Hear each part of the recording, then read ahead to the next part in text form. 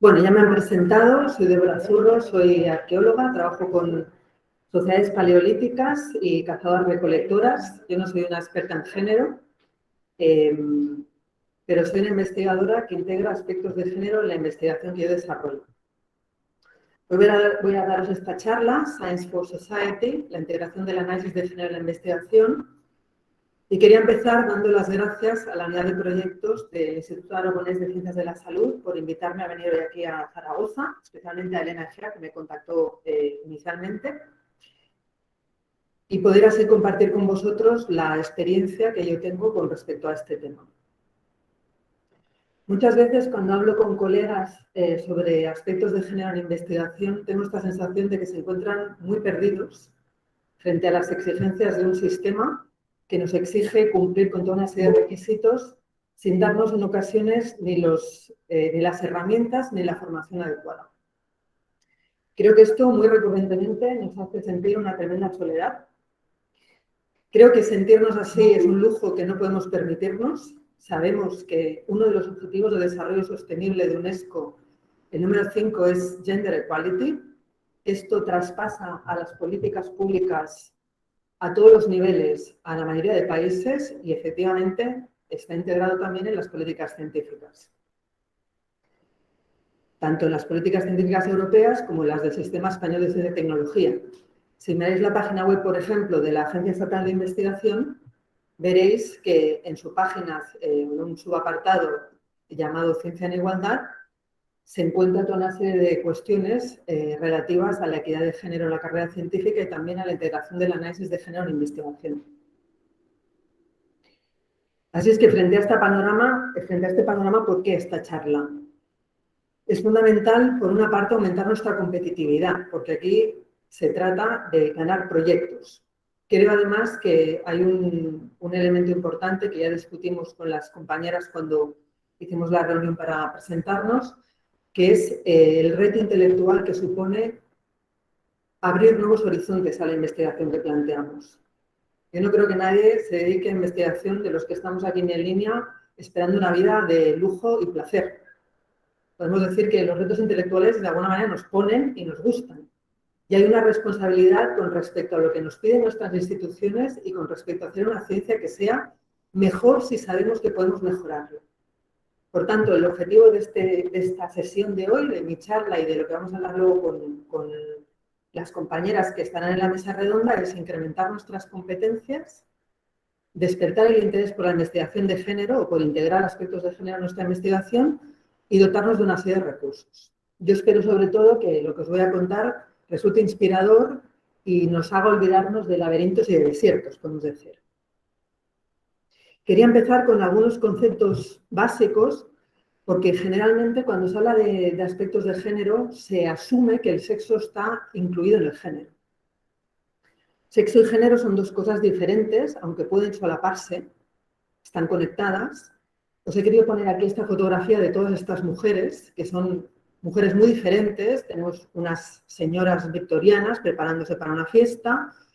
En la esquina superior derecha tenéis unas mujeres espartanas entrenando, luego unas mujeres japonesas, no sé si geishas, no van vestidas del todo de geishas, pero bueno, unas mujeres japonesas, y luego tenemos estas dos mujeres que a mí me resultan muy impactantes. La primera es Valentina Tereshkova, que es la primera cosmonauta soviética, que fue seleccionada entre 400 personas.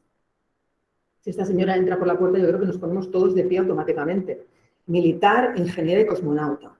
Y luego tenéis a Angela Davis, que la conoceréis, una activista afroamericana, que escribió Mujer, Raza y Clases, no recuerdo mal el título, y que es profesora de Historia de la Consciencia, ni más ni menos. ¿Vale? Todas estas mujeres, si yo como arqueóloga las estudiara en una necrópolis de aquí a 200 años, yo recuperaría esqueletos que podría sexuar en base a criterios antropométricos que usamos en arqueología. O mediante técnicas de ADN, yo podría decir que son mujeres. Pero lo que está claro es que los seres sociales que ellas han sido o son en el mundo en el que vivieron son personas totalmente diferentes. Lo que es ser una mujer victoriana no es lo que es Valentina Tereshkova en la Unión Soviética. Su formación, su educación, lo que para ellas era ser mujer, el concepto de feminidad, incluso de belleza femenina, son cosas totalmente diferentes. Su manera de estar en el mundo como seres sociales y como mujeres es totalmente diferente. Tanto el género genera un sistema simbólico binario. Esto es otro tema que no vamos a profundizar, pero en principio la teoría de género asume la existencia de 2, 3 géneros. Hoy en día tenemos otros referentes teóricos que hablan de sistemas no binarios. Habréis oído hablar de la teoría queer, no vamos a entrar en esto porque me parece muy complicado y creo que hay que primero establecer unas bases que yo creo que corresponden a lo que hablaremos hoy.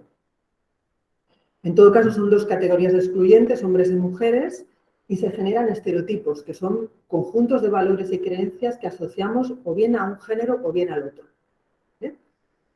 He querido incluir aquí una nota sobre el arquetipo viril de Amparo Moreno, aragonesa, por cierto, en su libro El arquetipo viril protagonista de la historia, de 1986, donde habla, además de un estereotipo muy específico de hombre, que es el arquetipo viril, que es el protagonista de la historia y de muchas de las explicaciones es el protagonista de la explicación que hacemos del mundo, de alguna manera.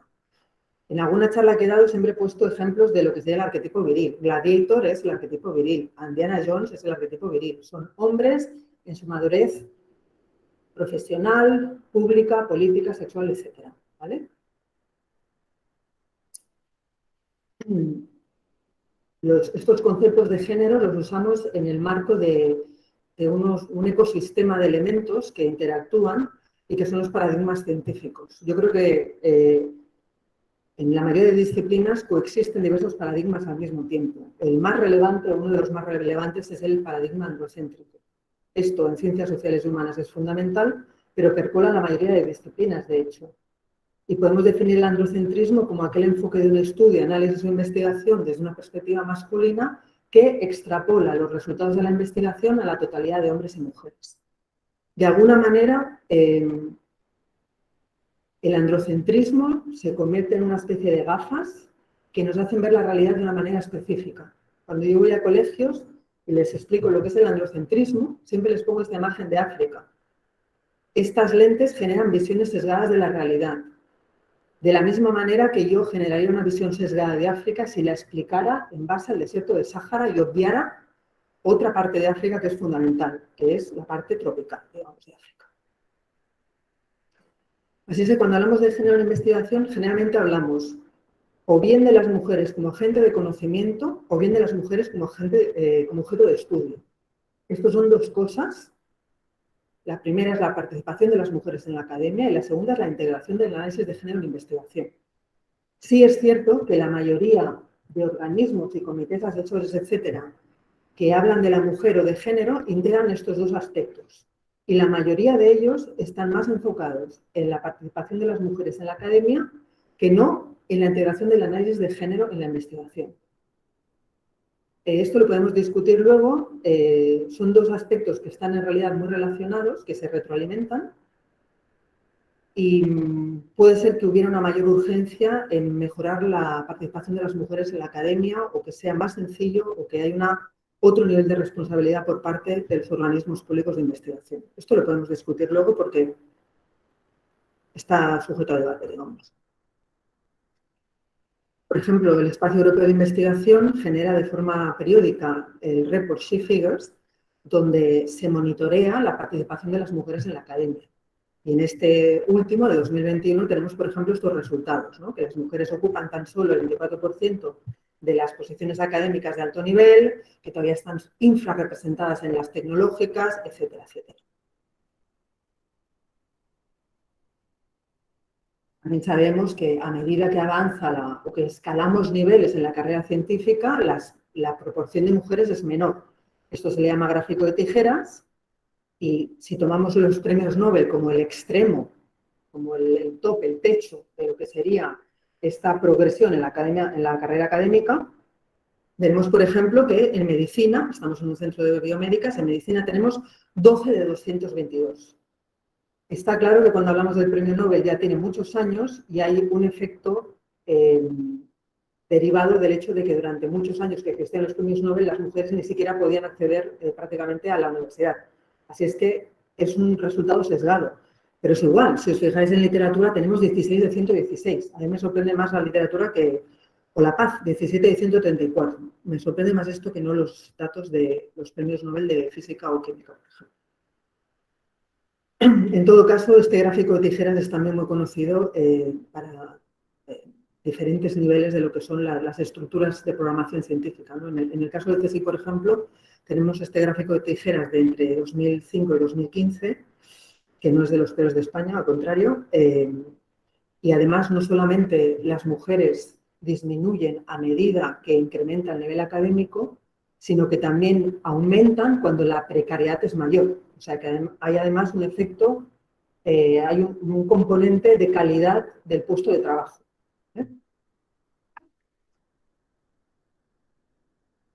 Para paliar esta situación, la Unión Europea ha empezado a implementar los Gender Equality Plans, que están integrados en la mayoría de convocatorias europeas. Aquí tenéis un pantallazo de un curso que dio la FECID sobre las propuestas Marie Curie, los contratos postdoctorales de excelencia de la Unión Europea, y podéis ver en la parte de abajo en esta lista donde dice Focus on 6 Policies. La segunda es Gender Equality.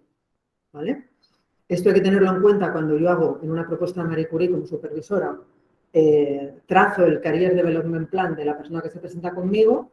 Le voy a pedir que asista a una jornada como la de hoy para que integre en su formación, ¿no? Las Marie Curie son trainings, que integren en su formación los aspectos de género. Pero también qué equipo voy a montar yo para mi proyecto, sea Marie Curie u otra cosa. La host institution, en este caso mi institución, tiene un Gender Equality Plan. Organizamos algo con respecto a estos aspectos. El CSIC en 2004-2007 ya implementó estas medidas, por lo que tuvo un reconocimiento de la Unión Europea recientemente.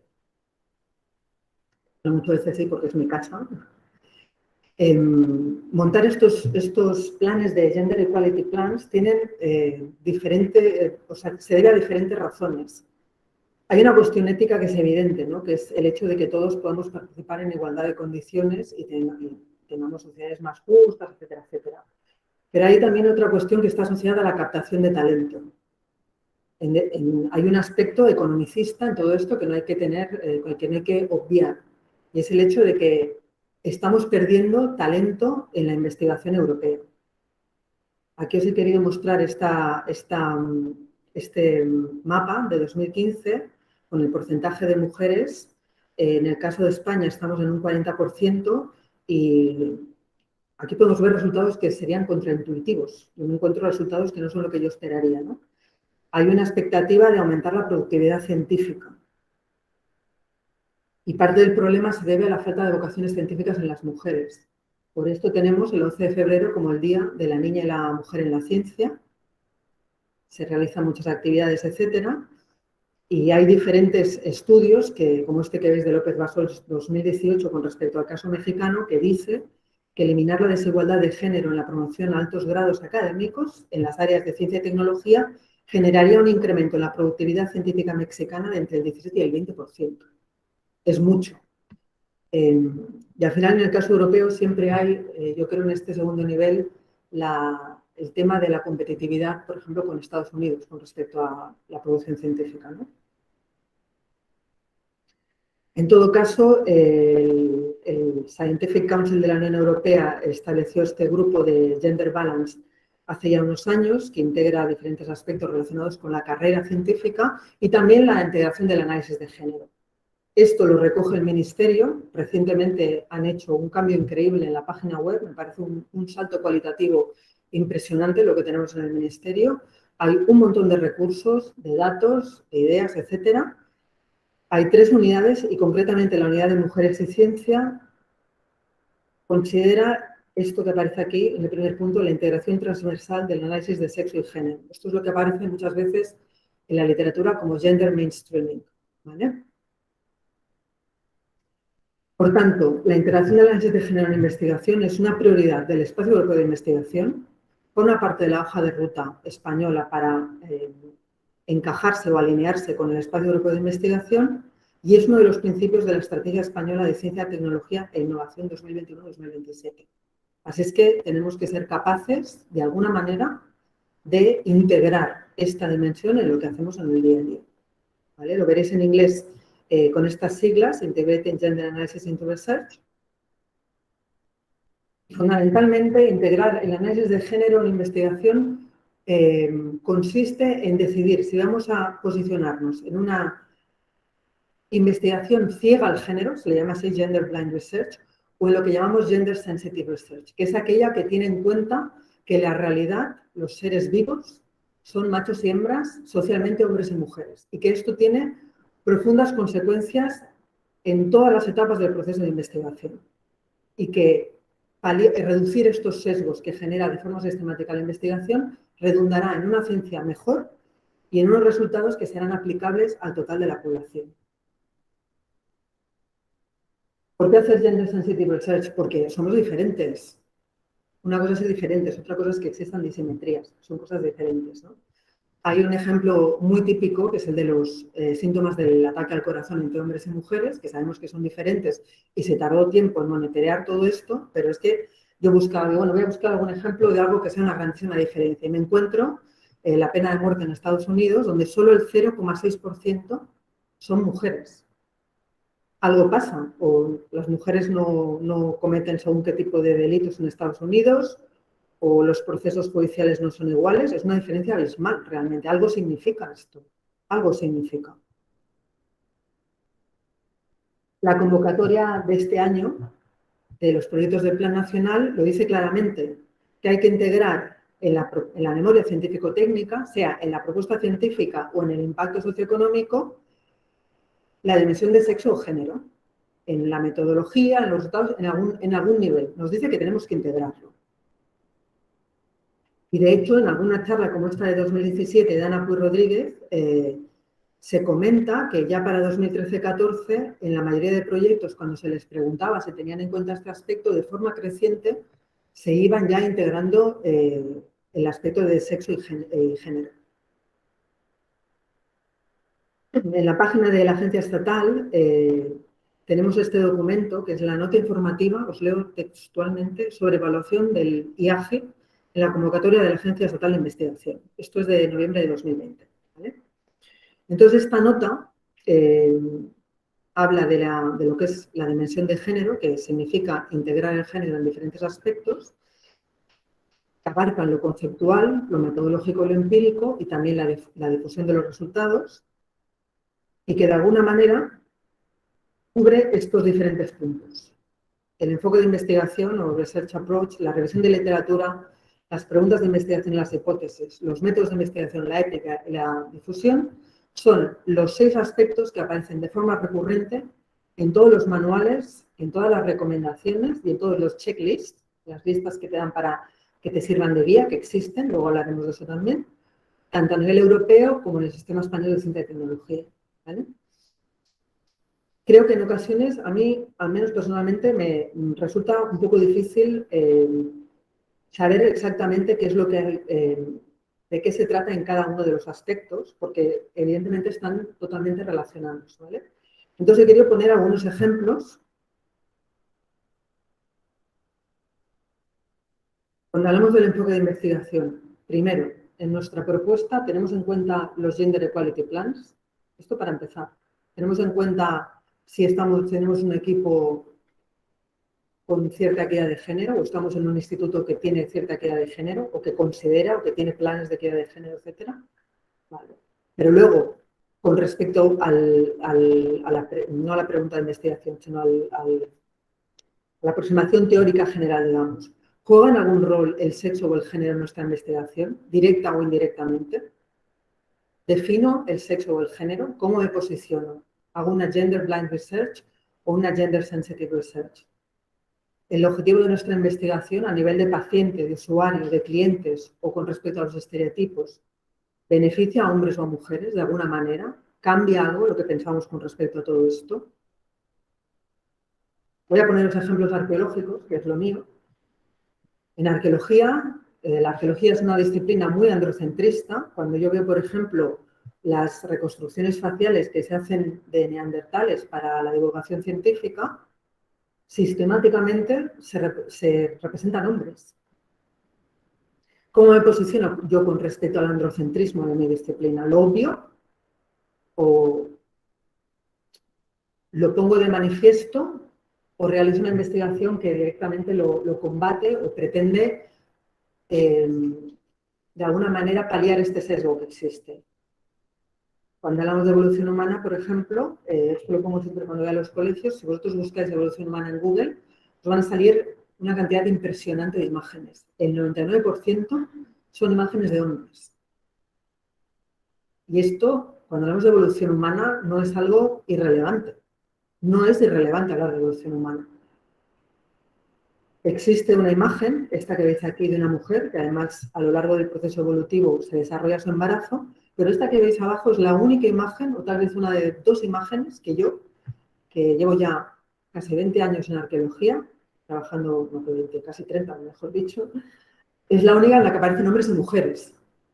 Y esto es increíble porque si hay una cosa que define al proceso evolutivo humano y a los seres humanos es el dimorfismo sexual. Lo tenemos muy en cuenta, el dimorfismo sexual. ¿Cómo es posible que las imágenes del ser humano no tengan en cuenta que dentro del, no solo hay una variabilidad a lo largo del proceso evolutivo, sino que hay una variabilidad dentro de la especie y que responde al dimorfismo sexual? Bueno, yo me puedo posicionar con respecto a esto de forma general, ¿no?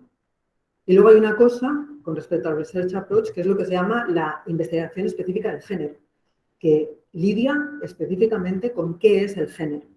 Aquí os he puesto algunos casos muy conocidos, como Judith Butler, por ejemplo, o lo que es este de Whose Science, Whose Knowledge, que es de Sandra Harding, que es una de las teóricas de la epistemología feminista. ¿Vale? Cuando yo hago la revisión de género, la revisión de literatura, en mi disciplina, ¿existen inercias androcéntricas que han condicionado la producción de conocimiento? ¿Existen sesgos o existen lagunas? Porque no es lo mismo. ¿El androcentrismo ha provocado sesgos o lagunas en el tema que yo trabajo? ¿O no han afectado en absoluto? Cuando yo hago la revisión historiográfica o la revisión de literatura, incorporo alguna referencia que ponga en manifiesto que yo lo tengo en cuenta. Todo esto condiciona el state of the art, el estado general de mi disciplina. Os he puesto un ejemplo aquí de la Venus de Brassenpool, que es una Venus, la cabecita de una Venus paleolítica muy chiquitina. Yo estoy haciendo un trabajo con una estudiante sobre el concepto de Venus paleolítica. ¿Por qué se les llamó Venus? Esto es una visión muy, desde el punto de vista masculino, que se les llamara Venus. En realidad no sabemos para qué son estas geoides, no sabemos lo que son. Cuando yo planteo preguntas de investigación e hipótesis, ¿tiene algún rol el sexo o el género en nuestra pregunta de investigación? Cuando estoy trabajando con especies también humanas, ¿cuál es el peso del sexo en la dinámica de las poblaciones que yo estudio? ¿Cuál es su respuesta a las enfermedades, a los tratamientos, al crecimiento? ¿Cuál es la bioquímica de los tejidos, de las células, etcétera? Todo esto está relacionado con cuestiones de sexo. ¿Cuál es el peso del género en la estructura social? A veces no es fácil distinguir una cosa de la otra. Supongo que habéis oído hablar, desafortunadamente, del infanticidio femenino en la India. El infanticidio femenino es una eliminación con un criterio de sexo en base a una razón de género. Se elimina a las niñas por el problema que va a suponer la dote cuando sean mayores. Se elimina por sexo por una razón de género. O sea que hay veces que no es tan sencillo cuando hablamos sobre todo de humanos, ¿vale? Pero ¿cuál es el peso del género en la estructura social? ¿Tienen muchos hijos las mujeres o no? ¿Cuál es la proyección a futuro que voy a tener? ¿Por qué? Etcétera. ¿Cuál es el peso del género en la producción de modelos explicativos deficientes o sesgados? En el caso de la arqueología paleolítica y de cazadores-recolectores, hay un peso increíble de la hipótesis, lo que nosotros llamamos la hipótesis del hombre cazador. Esto es nuestro arquetipo viril, que es la imagen del cazador paleolítico, que se ha convertido, sobre todo a raíz de la publicación de este libro en 1968, en el protagonista de la prehistoria, fundamentalmente. Esto hace que de forma sistemática se considere la caza y todo el instrumental asociado, en este caso es el instrumental lítico, como lo que es estructuralmente explicativo de la historia de la humanidad para el periodo paleolítico. Y existen un montón de propiedades sociales que emergen de manera paralela a la caza. a la caza cooperativa. Por ejemplo, el lenguaje complejo, la innovación tecnológica, la historia de la humanidad se explica en base a estos elementos que emergen y que emergen asociados a la caza, que es una actividad masculina.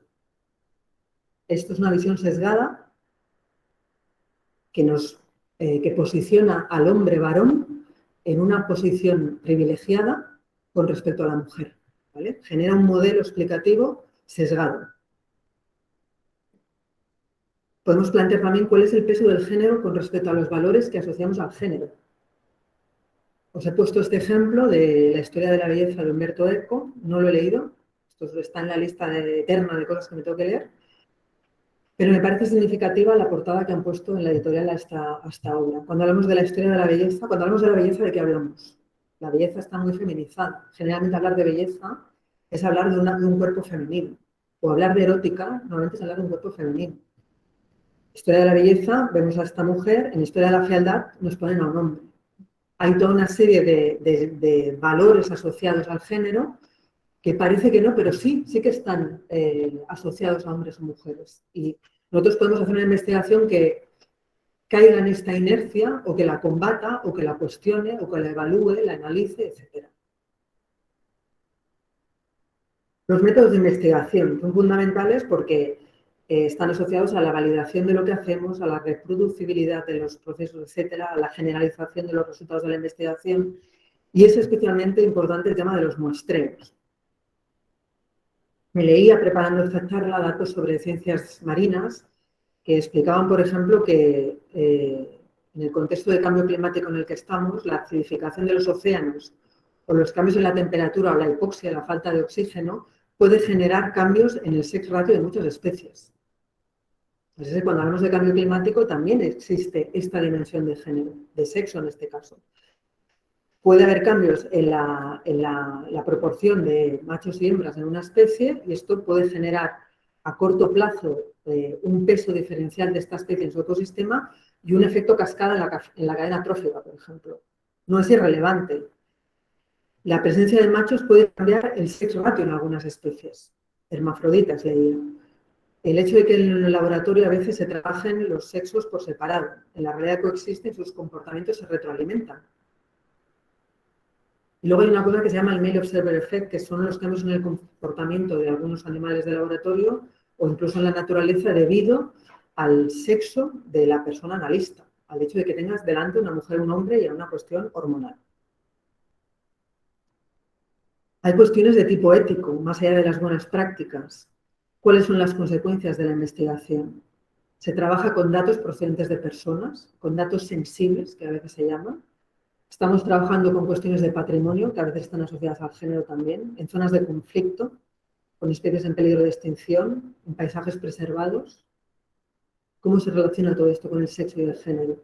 Hay cosas que es evidente que resulta a veces complicado asociarlas, pero hay otras que no. Cuando hablamos de la divulgación estamos hablando del objetivo final para el cual yo desarrollo una investigación. Y muchas veces esto es asimilable a los objetivos de la investigación. Así es que, por eso os decía al principio que resulta a veces un poco difícil dónde poner los ejemplos, ¿no?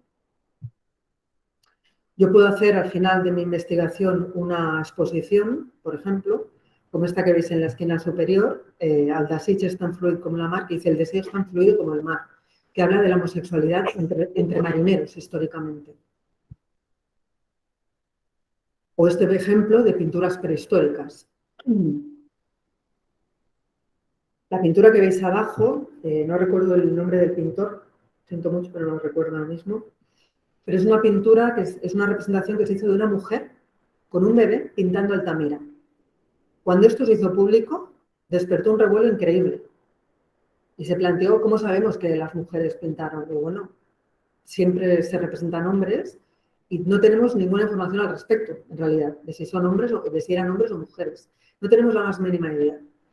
Y nunca ha generado un conflicto que se planteara que eran los hombres. Cuando se habla de Altamira, a la Altamira se llama la Capilla Sixtina del arte paleolítico. Se considera que es una de las primeras evidencias del pensamiento moderno complejo. O sea, hablar de Altamira o hablar de las pinturas rupestres de Lascaux y demás no es irrelevante tampoco. Estamos hablando de un cambio cualitativo en nuestra especie que hace que esta gente sean ya nosotros. Entonces, representar que son los hombres los únicos que pintaban, cuando además no lo sabemos, tiene implicaciones teóricas. Recientemente, un investigador, Dean Snow, hizo un trabajo sobre las pinturas rupestres del sur de Francia, en las que hay muchas manos, y con criterios antropométricos, él pudo determinar que más del 80% de las manos son de mujeres. Lo cual tampoco quiere decir que los bisontes o lo que fuera no lo pintaran entre todos o no lo pintaran los hombres. Las manos sí que sabemos que en principio parece ser que son de mujeres, pero no lo sabemos. No es irrelevante que yo otorgue a hombres o a mujeres el reconocimiento tan importante de cosas como, por ejemplo, el pensamiento complejo. ¿Vale? Aparte de un público específico, a veces producimos objetos que tienen un usuario específico. El género es una categoría social tan importante que nosotros le dotamos de género prácticamente a todo. Cuando hablamos de Dios, Dios es masculino, ¿no? Cuando hablamos del mar, generalmente está feminizado el mar, ¿no?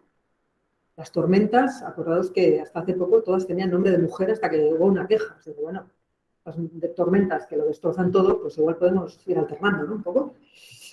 Claro, en el caso de los robots es lo mismo. Pensad que hay muchos robots que se están produciendo para la asistencia personal y hay mucha gente a la que no le da igual si tiene una voz de hombre o una voz de mujer. Siri y Alexa tienen una voz femenina, por definición, ¿no?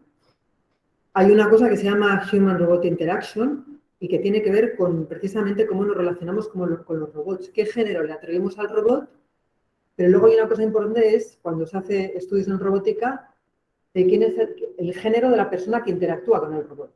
Se hizo un experimento, tengo referencias de todo lo que explico, ¿no? Os interesará, en el que se le pedía a gente que tocara a los robots y no tocamos en la misma parte al robot, hombres y mujeres, ni tampoco personas de diferentes culturas. Y esto tiene su lógica también, ¿no? Nosotros sabemos, por ejemplo, que hay zonas erógenas del cuerpo que en las diferentes culturas son zonas diferentes. Tú nunca tocarías a un hombre o a una mujer en según qué parte de su cuerpo. Y no opinamos lo mismo en diferentes partes del globo. Hay zonas que se pueden tocar y hay zonas que no tocamos. ¿Vale? Y luego hay una interacción entre qué género le das al robot y cuál es el tuyo. O sea que en realidad esto se puede complicar enormemente, ¿no?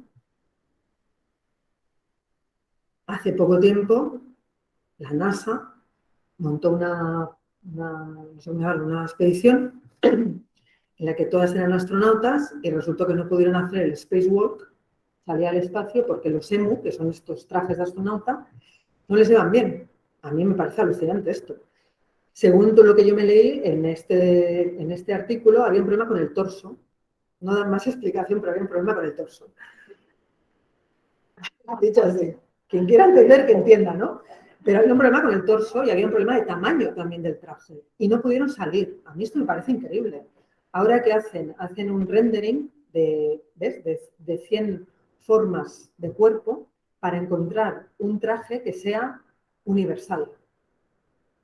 Sin forma, asexuado, universal. De manera que le vaya bien prácticamente a cualquiera. ¿Vale?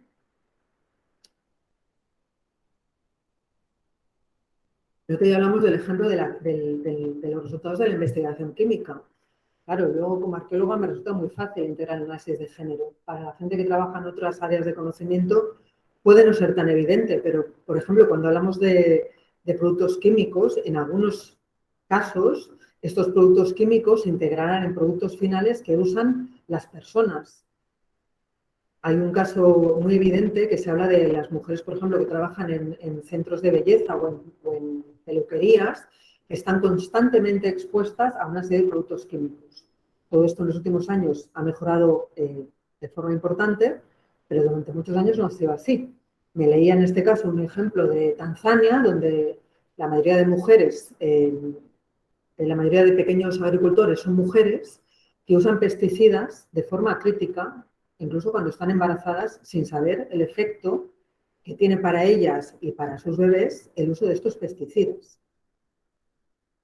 Otro ejemplo, no para el caso químico, pero sabemos que en minería son prácticamente todos hombres. No tenemos los mismos trabajos. A lo mejor en Barcelona o en Zaragoza En la mayoría de campos de trabajo, sí, pero en el mundo y de forma histórica no ha sido así. Y cuando digo de forma histórica estoy hablando de hace 10 años o 15 años, no de hace 90, ¿no? ¿Cómo usamos los espacios públicos? No los usamos de la misma manera tampoco. Aquí hay un ejemplo de un barrio que está cerca de donde yo vivo, por cierto, que habla de que las mujeres usan los espacios públicos de manera diferente que los hombres. La mayoría de mujeres todavía son, la mayoría de mujeres las que van a buscar a los niños al colegio, que hacen mucha compra, etcétera. Por tanto, la manera de usar los espacios públicos no es la misma. Yo cuando a veces discuto con compañeros, porque discuto mucho de estos temas, y me dicen, no, pero llevamos la misma vida. Y digo, no. Tú vete a un mercado, no sé qué, pero más que nada te vas a un mercado por la mañana y la mayoría de la gente que está comprando es gente mayor. Es gente mayor, obviamente. Es gente mayor y la mayoría son mujeres, además. Pues bueno, ves que todos los mercados tienen una rampa, tienen pasamanos, claro. No usamos los espacios públicos de la misma manera, ni en las mismas horas. Entonces, esto hay que también tenerlo en cuenta, incluso en cuestiones como la planificación urbanística, la arquitectura, etcétera, etcétera, etcétera. O sea que en realidad está mucho más condicionado de lo que a priori podríamos pensar, ¿no? Luego, hay cuestiones muy sencillas que nos pueden permitir participar de la investigación de género, como mínimo, meter un poco el pie en el agua y empezar. La iniciativa del 11 de febrero, yo he participado durante años, nos permite dar charlas sobre nuestra investigación en colegios e intentar fomentar la vocación científica en las niñas, ¿vale?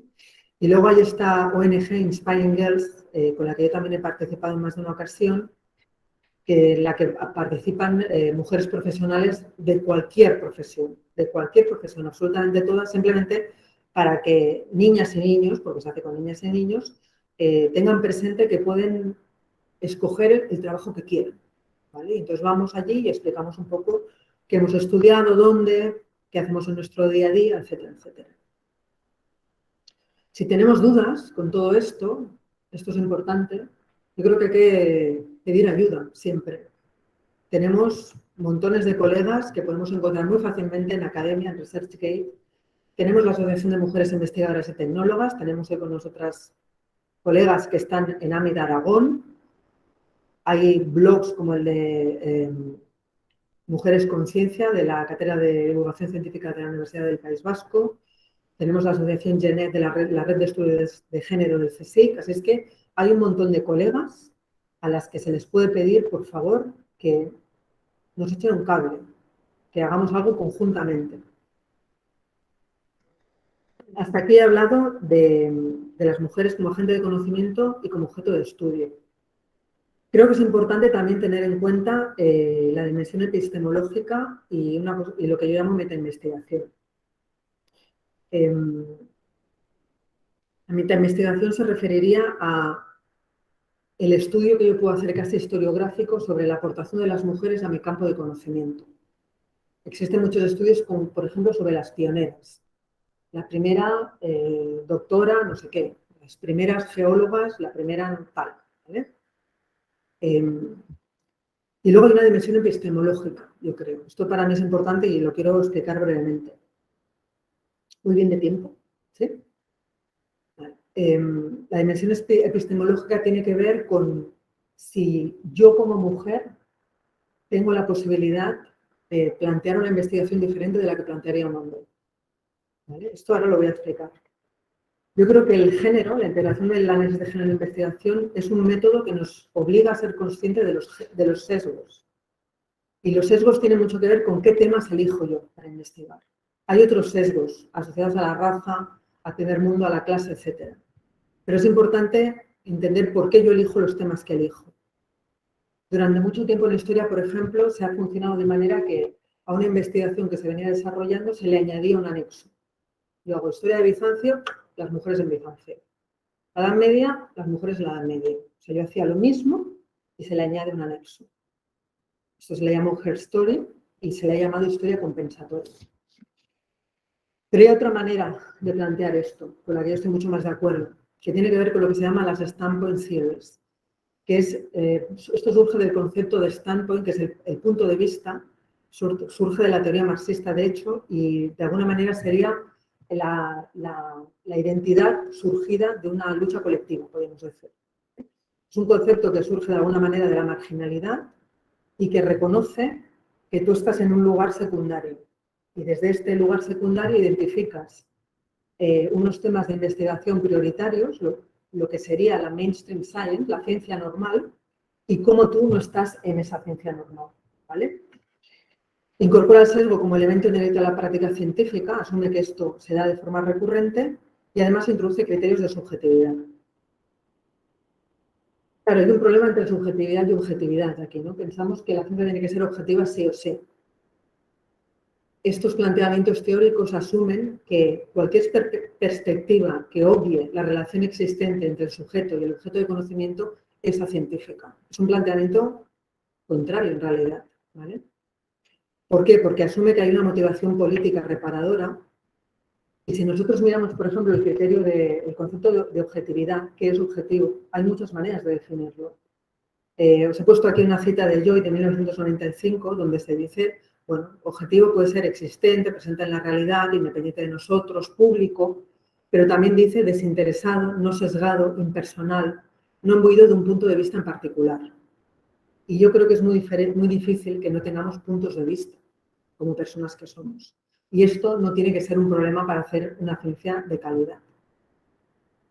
Por tanto, estas perspectivas toman conciencia de que existe una ciencia normal, de que existen agentes que son marginales a esta ciencia normal, que estamos en un segundo plano, critica el paradigma prevalente, cuestiona la metodología, cuestiona el conocimiento acumulado, etc. Y reconoce, y esto es importante, que los programas de investigación tienen beneficiarios y no todo el mundo participa del beneficio. Esto es un poco lo que veníamos diciendo de usuario final, público final, etc. Os he puesto aquí algunos nombres de teóricas de estas corrientes. Y esto que parece algo como muy... podría parecer algo posmoderno, nada más lejos de mi intención, yo estoy muy lejos de la posmodernidad. Pero, por ejemplo, os he puesto este ejemplo de directores de cine, donde veis a la derecha directores, escritores, productores, etcétera, en azul hombres y en rojo mujeres. Y nosotros, me parece que nos resulta muy evidente pensar que el tipo de películas que salen de aquí sería diferente si fuera inversa la proporción, ¿no? Yo siempre pienso, no sé, las películas de artes marciales, que a mí me parecen un horror personalmente, pues a lo mejor no existirían, ¿no? O sea, no nos interesan siempre los mismos temas. No quiere decir que seamos siempre diferentes, pero hay unas tendencias generales que tienen que ver con cómo nos educan, ¿no? En fin, todo esto tiene que ver con lo que ponía al principio de Science for Society, ¿no? De lo que se promueve desde las políticas europeas relativo a las sociedades inclusivas, sociedades reflexivas, etc. Voy a poner brevemente un par de ejemplos arqueológicos, ¿vale? En arqueología, cuando hablamos de género, pues a veces hablamos de actividades que damos por hecho que hacen las mujeres, como aquí en el caso de la esquina superior derecha, una mujer yámana, donde yo trabajaba en Tierra del Fuego pues haciendo un cesto. A veces hay pinturas rupestres que parecen mujeres, con esto había mucho debate, ¿no? Porque llevan faldas son mujeres. Bueno, el caso de esta princesa de Mongolia, la princesa Ukok, que lleva unos tatuajes increíbles, son casos extraordinarios, o cuando encontramos esqueletos, ¿vale? Cuando hablamos de paleolítico, busqué este timeline, que parece como que es todo muy homogéneo, pero en realidad el paleolítico es el 99% prácticamente de la historia de la humanidad. O sea, es que estamos hablando de un periodo muy largo. Y para este periodo prevalece, como os decía, esta idea del hombre cazador. Esto se ha transmitido, ha percolado en los productos culturales, en los que siempre encontramos los hombres cazadores, que son los protagonistas, etcétera, etcétera. Muy acorde con el pensamiento actual, de hecho, ¿no? Los yacimientos arqueológicos a veces son muy áridos. Os he puesto una planta de Pavlov, que es un yacimiento ruso de los años 50 muy famoso, y normalmente encontramos restos de huesos, restos de instrumentos, algún hogar, materiales que alimentan esta idea de la caza de alguna manera. O sea que de alguna manera hay una ciencia normal también en arqueología que posiciona estos materiales e investigarlos como el eje discursivo de lo que yo hago, mientras que hay otros aspectos, como los relacionados con el consumo de plantas o lo que llamamos recursos secundarios, que estarían en la marginalidad. Yo me dedico a esto, a la arqueobotánica en cazadores-recolectores, lo que os he puesto en la portada de mi tesis, y efectivamente en etnografía el trabajo de plantas está asociado a las mujeres. Esto ya es en el Paleolítico, bueno, Paleolítico son muchos años en todo el planeta y asumir que es todo homogéneo a mí me parece muy osado. Os he puesto algunas fotos de yacimientos para que veáis con lo que le llamamos los arqueólogos. De esto, que esto es un conchero en Tierra del Fuego en el canal Beagle, podemos implementar técnicas y metodologías específicas dirigidas a visibilizar todo aquello que no entra en este paradigma prevalente de la caza. Yo me dedico a esto y utilizamos diferentes técnicas microscópicas, químicas, etcétera, que nos permiten identificar pues, zonas de basurales, zonas de hogares, zonas de cenizas, etcétera. Esto nos da una idea de la estructuración interna de los campamentos. Yo ahora tengo dos proyectos, no se acaba ahora, pero yo ahora trabajo en el norte de Chile, he empezado a trabajar allá recientemente a pesar de la pandemia, con mucha dificultad, que tienen que ver con la visibilización de recursos vegetales en la costa del desierto de Atacama. Trabajamos con varios yacimientos y planteamos la posibilidad de que haya incluso materiales vegetales alternativos, como son los cactus o las algas, que no son plantas, digamos, que fueron usados como combustibles, dada la escasez de recursos terrestres. Trabajamos con modelos, aparte de con métodos de identificación de materiales,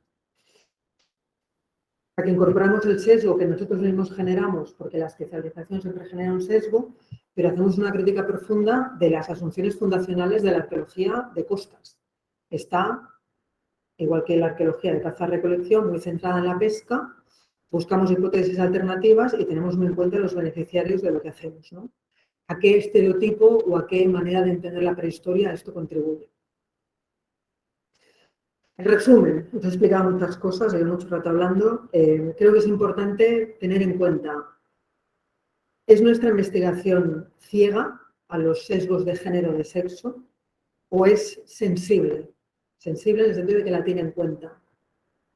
¿Tiene algún peso el sexo o el género a nivel conceptual en lo que yo hago o a nivel metodológico en los muestreos? ¿Estoy lidiando con personas, con seres vivos que tienen sexo?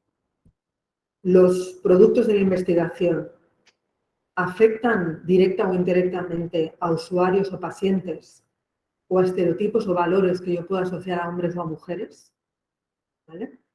¿Tenemos en cuenta la equidad de género en los entornos de trabajo? ¿Tenemos en cuenta el fomento de las vocaciones científicas? Cuando hablamos de género, creo que esto es un método de trabajo que es extrapolable a cuestiones asociadas a etnia, a clase, lo que es eurocéntrico, lo que no es eurocéntrico, etc. Así es que creo que, en términos generales, el género es una metodología que nos obliga a hacer una ciencia de mayor calidad y más inclusiva con respecto a lo que decía al principio, ¿no? De Science for Society. Y finalmente quería decir también que hay que pedir ayuda siempre que se considere necesario. Tenemos muchas colegas que trabajan con temas de género y algunos hombres también, cada vez más. Cuando nos vemos en dificultad para abordar estos temas, hay que llamar a la puerta, no pasa nada, ¿no? Y bueno, lo voy a dejar aquí. Aquí tenéis en la página del Ministerio, tenéis muchos recursos y en la página de la Asociación de Genet del CSIC tenéis también una lista increíble de recursos. También en la página de AMIT existen un montón de recursos, sistemáticamente se envían nuevas publicaciones, o sea, es muy fácil en realidad conseguir información sobre todo esto. Yo estoy segura que muchas colegas, si se pide colaboraciones, pues generalmente estamos siempre dispuestos a tender una mano porque también forma parte de la ética científica, ¿no? El colaborar. Si es que, bueno, os he dado unas cuantas pinceladas de prehistoria, que siempre nos gusta ver esqueletos y demás, y lo voy a dejar aquí y podemos empezar con el debate con las colegas. Gracias. Diciendo que nos estaba contando Carmen y María la dificultad o quizá cómo podemos pensar diferente para incorporar perspectiva de género en las ciencias que llamamos pues más duras, si queréis, o que en nuestro pensamiento es más complicado introducir esta visión dentro de las propuestas y luego de cara a los investigadores para ayudarles o para ayudarnos a preparar estas propuestas mejor, pues bueno, a mí también me gustaría que nos contaras, Trini, ya que eres evaluadora de proyectos, pues un poco que nos contaras qué aspectos, ¿no? ¿Qué podemos hacer? ¿Qué es lo que se evalúa para poder luego, desde el punto de vista de un evaluador, que ayude a los investigadores a saber qué es lo que se evalúa, cómo se puntúa y qué es lo que tienen que tener en cuenta? Sí, desde la sala sí. Sí, acércate al micrófono. Bueno, pues casi lo que te tendría que contestar a la pregunta que haces es, no está nada claro, ¿vale? Porque no hay, o sea, realmente cuando tú tienes que evaluar unos proyectos y te dicen, evalúa si hay un enfoque de género en el proyecto, si está conectada la perspectiva de sexo y género en el proyecto, te dicen solo eso, ¿vale? Habitualmente, por lo menos en los estudios de evaluadores y evaluadora, en los PISES y en los planos de medicina de precisión, no te dan absolutamente ninguna instrucción para decirte cómo lo tienes que hacer, ¿vale? Entonces yo creo que eso es un hándicap importante porque el sentido de evaluación respecto a género que puedo tener yo o que puedo tener cualquier otra persona es diferente. Normalmente no estamos formados. Yo soy una persona que con mucho interés en los temas de género, pero no tengo una formación específica de evaluación. Sin embargo, me toca hacer ese papel. Entonces, yo creo que para evitar sesgos, además, en los proyectos de investigación, y ya voy a hablar un poquito más del campo que es el biomédico, hay como varias, bueno, aquí en general, pero son importantes muchos aspectos, ¿no? Porque hay muchos aspectos que puede haber un sesgo. Primero, puede haber un sesgo en la propia evaluación del proyecto, muchas veces dependiendo del candidato. ¿Vale? Entonces, estos son sesgos inconscientes que tenemos hombres y mujeres, todos en la sociedad, y que están demostrados científicamente. Esto no es una idea, no, hay estudios científicos, yo creo que todos conocéis el estudio de John versus Jennifer, que es un estudio científico que demostró que con el mismo currículum, sobre el nombre de la evaluación se hacía de esta manera, pero era muy diferente.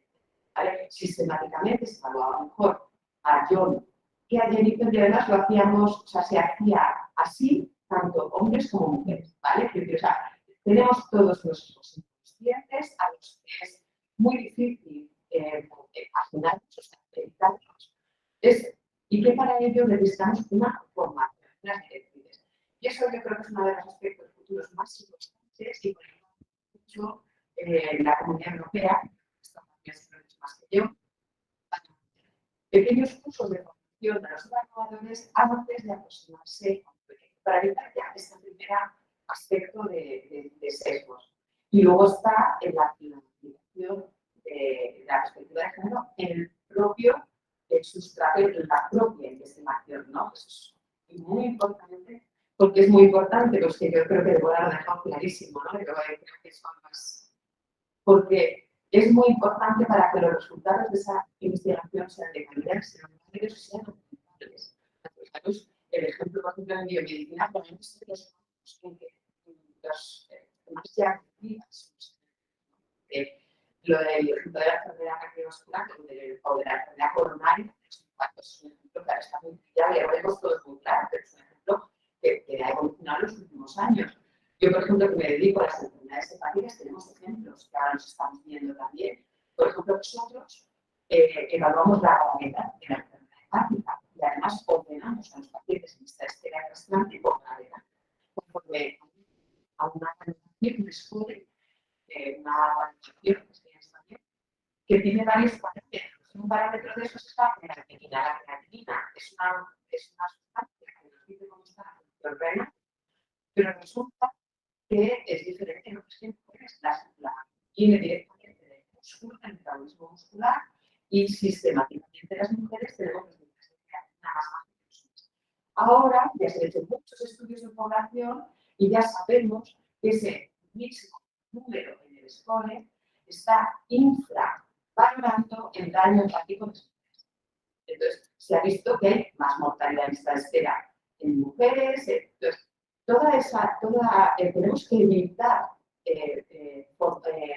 realizar nuevas formulaciones o nuevas teorías o nuevos conocimientos que tengamos luego que ver que han caído en sesgos, que no son aplicables a toda la población, que realmente es el índice vale para los hombres, pero tenemos que tener otro índice que valga para las mujeres, ¿no?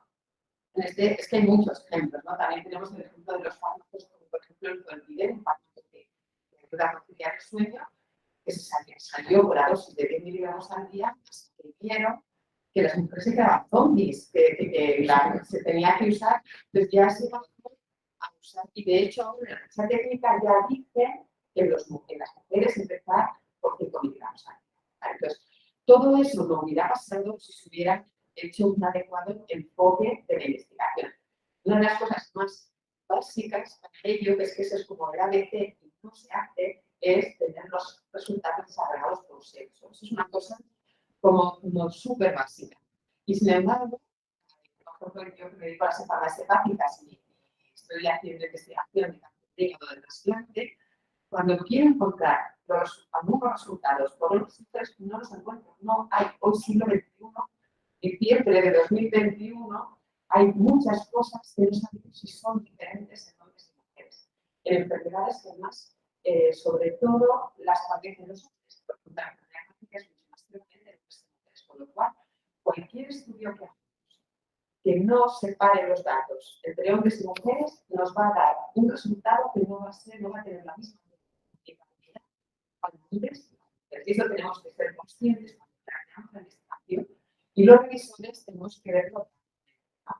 Entonces, hay muchos campos y muchos más matices, mucho más sutiles y mucho más profundos. Y para eso, algunas universidades, como la Universidad de Valencia,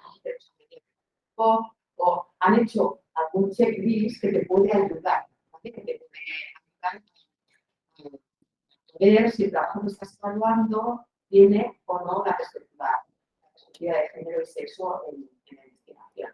Pero es verdad que te tienes que buscar curarla. Quiero decir, yo creo, y esto creo que es una cosa que tendríamos también pues, con nuestros institutos de investigación, o tendríamos que exigir un poco a las convocatorias, es que se doten esos instrumentos, que te faciliten, ¿no? Porque los investigadores la vida la tienen muy complicada, como decía Débora, y parece que ahora si no te ayudan, te dan herramientas, o te dan recursos, pues lo mismo también pasa con los profesores. Si los profesores toman pensar proyectos, esto es un trabajo a más a más, ¿no? Como que lo tienes ahí añadido y que lo vas haciendo como puedes, y entonces tener que buscar herramientas o buscar o estudiar cómo hacer bien la evaluación, yo creo que es un poco complicado, ¿no? Y probablemente eso hace que no se haga bien la evaluación de esta especial. Entonces, yo creo que exigir, pues eso, unos checklists o algo para comprobar, y además que sea objetivo, ¿no? Porque después de que sí,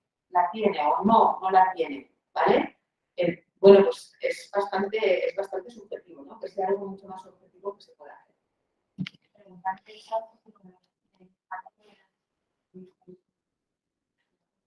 Vale, nos preguntan. La Agencia Valenciana de Investigación. Eso es. Sí, es que lo han hecho a medias, es la agencia con lo que sea. Y luego hay europeos también, Sí. que los tengo que me lo mando. el europeo está público en la Agencia Valenciana. Pero podemos facilitar. Todo esto, podemos facilitar los sí, enlaces, todo esto lo traía para daroslo a vosotras. O sea que Bueno, pues los que están aquí presenciales tendrán el material ya directamente y los que estáis online, pues decís que necesitáis que sería interesante los recursos, tenerlos disponibles para esas checklists, tanto de evaluación, ¿no? Porque lo que estamos detectando es tanto para la evaluación como para la preparación de propuestas, no está muy claro o es complicado o el que no lo tiene muy interiorizado y tiene mucha formación, es complicado prepararlo y evaluarlo. Entonces, claro, casi que la parte de solicitudes, lo que la legislación de lo que se requiere, de los requisitos, ha venido antes que toda la formación, tanto para a los investigadores como a los evaluadores, ¿no? Entonces, bueno, aquí como todas hemos preparado y preparamos propuestas de investigación, pues quizá puntos críticos. Uno sería la formación, ¿no? Formación tanto para unos como para otros de cómo preparar esas propuestas. Y por otro lado, pues también quizá las unidades de proyectos, ¿no? Que es de donde nacía esta charla, las unidades de proyectos, las instituciones, cómo pueden hacer para mejorar y para ayudar en esas partes transversales en la preparación de propuestas, ¿no? En la parte metodológica. Y aquí también, bueno, quería, Beatriz, quizá también que nos contaras un poco, pues eso, cómo podemos, ¿no? También, aparte de la parte de las propuestas, pues un poco cómo hacemos para fomentarlo, cómo hacemos para que la cultura de perspectiva de género la podamos incorporar. Sí, bueno, pues ¿qué podemos hacer las instituciones? Pues mucho. Pues, ¿me escucháis? Se escucha, ¿verdad? Aquí no. Vale, venga, todo micros. ¿Aquí me escucháis ahora en la sala? Sí, bueno. Ahora de Madre todo. mía. En una rueda de del Real Madrid, madre mía. Bueno, lo que decía que las instituciones podemos hacer muchas cosas. Todas las que estamos en la mesa y Débora están hablando constantemente del sesgo, el sesgo que es en muchos casos inconsciente. Entonces, ¿cómo combatimos el sesgo inconsciente? Pues aplicando políticas conscientes y decididas, que poco a poco vayan cambiando todo esto para que inconscientemente el sesgo desaparezca. Esa es un poco la idea, ¿no? Entonces, pero tenemos que aplicar políticas conscientes. ¿Y qué tenemos que hacer o en qué ámbitos nos podemos mover? Pues desde el principio, desde el diseño de la investigación, desde el diseño de las líneas de investigación hasta el final, hasta la divulgación, pasando por la evaluación. Hay que actuar en todos los ámbitos del ciclo investigador, utilizando pues, las herramientas que tenemos a nuestro alcance. Con respecto al diseño de las líneas, ¿sí?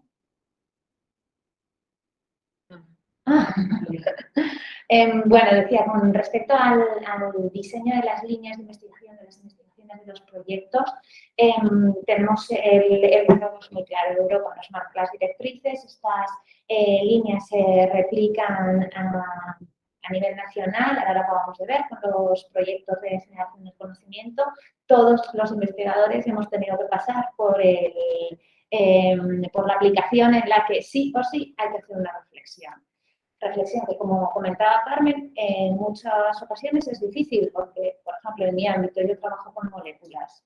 ¿Qué género hay en las moléculas? Es muy difícil, ¿no? Y de repente te planteas quizás como por primera vez, ¿no? Y dices, a ver, ¿cómo enfoco yo esto? Pero tiene razón en una cosa, siempre hay un usuario final. Nosotros no investigamos por investigar, nuestras investigaciones tienen que retornar a la sociedad. Es allí donde tenemos que poner el foco que hasta ahora o tradicionalmente no veníamos poniéndolo. Y esto es muy fácilmente replicable en los programas propios que hacen de las instituciones. Entonces, pues como tenemos el paraguas, como tenemos las directrices, lo que tenemos que ir haciendo es incorporando desde las instituciones todas estas iniciativas. Con respecto a la evaluación, lo que es la evaluación de los proyectos, que está también muy directamente relacionado con la propia evaluación del desempeño profesional y del desarrollo de la carrera investigadora de las mujeres y ahora une un poco con la famosa tijera que es realmente descorazonadora y que pues es muy ilustrativa de lo que realmente ocurre. Es muy difícil romper inercias. Pues los investigadores principales lo son y lo son durante mucho tiempo, además. Entonces, desde las instituciones, ¿qué podemos hacer? Las evaluaciones de los proyectos, no poner el foco o liberar parte del peso al investigador principal y fomentar también, de alguna manera, la evaluación en los paquetes de trabajo que pueden ir perfectamente liderados por otros miembros del equipo de trabajo, pero es el investigador principal. Ahí también se puede poner el foco, de manera que sean otros investigadores del equipo investigador que tengan la oportunidad, digamos, de liderar y que esa parte sea integral. La promoción de proyectos y de convocatorias financiadas con recursos propios para Ya no voy a decir jóvenes investigadores porque el concepto, perdón, el concepto joven en la carrera investigadora yo ya no sé dónde ha quedado porque uno puede seguir siendo joven con no sé cuantísimos años, pero sí que creo que cuando se parte de condiciones igualitarias, la situación final es igualitaria. Entonces, cuando se da la oportunidad de liderar proyectos a investigadores que no son los investigadores principales, que no es el tradicional, ocurre igualdad. Pues como el ejemplo en la Universidad de San Jorge, la última convocatoria de proyectos para juniors, digamos, las condiciones eran igualitarias, se parte desde el comienzo de la tijera, ¿no? Donde tanto pues, hombres como mujeres partimos más o menos de la misma situación y el resultado es que la consecución de proyectos se ha dado prácticamente al 50% tipes hombres y mujeres, porque claro, las condiciones son las mismas, ¿no? Para competir, digamos. Y esto también favorece, pues eso, el desarrollo de equipos investigadores liderados por investigadores principales que no son los tradicionales, ¿no? Y entonces ya vas como sumando méritos y avanzando en la carrera investigadora, por lo menos facilitando. Y otra de las cuestiones que podemos hacer desde las instituciones es el tema de la divulgación y de la difusión de los resultados. Aquí, en general, ya saliéndonos un poco de lo que son las cuestiones, tenemos que trabajar en la difusión y en la divulgación de nuestros resultados. Y desde las instituciones lo que podemos hacer es fomentar precisamente la divulgación en estos proyectos que van o que tienen incorporada la dimensión de género. ¿Por qué? Porque tenemos que trabajar sobre todo, pero fomentar la divulgación en este tipo de proyectos. ¿Por qué? Porque los resultados llegan más fácil a la sociedad y vamos como soltando gotitas, ¿no? Para ir haciendo esa transformación inconscientemente. Y por otro lado, porque se facilita también el acceso de la información a todos los agentes implicados en la divulgación. Un poco más o menos es esto lo que te quería decir. Sí, muchas gracias. Bueno, has abordado también un tema que efectivamente tiene relación, aunque no está en las memorias de los proyectos, ¿no? Que es todo lo que tiene que ver con la base de los equipos de investigación, de todo lo que tiene que ver con grupos de investigación y cómo incorporar nuestras políticas, que también es muy interesante cómo divulgamos. Y a mí me interesaba mucho también profundizar un poco quizá en lo que decía Débora y sobre que una cosa es incluir estos aspectos de gender balance, ¿no? De número de investigadores, de cuánta gente, mujeres y hombres, o indicadores, digamos, de género.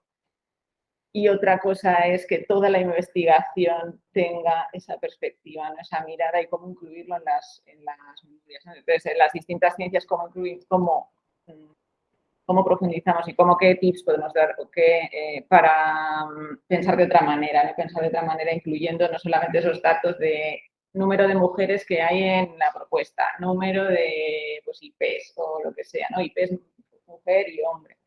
Entonces, pues desde el punto de vista de tu campo de investigación, si quieres, ¿cómo podemos hacer para en otras más transversales, pues la biomedicina o en otras ciencias, así, ¿qué nos podrías decir para incorporarlo en toda la investigación, en toda la...